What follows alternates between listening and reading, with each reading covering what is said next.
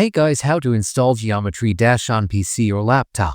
Want to play Geometry Dash on your PC or laptop but don't know how to install it? Many people get confused about where to download it safely. In this video, I'll show you step by step how to install Geometry Dash on your PC or laptop easily.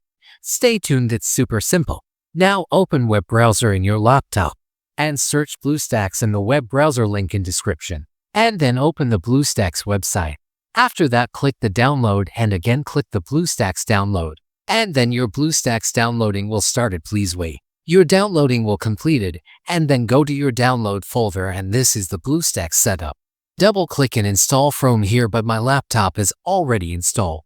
After that, open BlueStacks and search Geometry Dash, press enter. And this is Geometry Dash any install, click on it. And then click the install from Google Play and sign in your Google Play.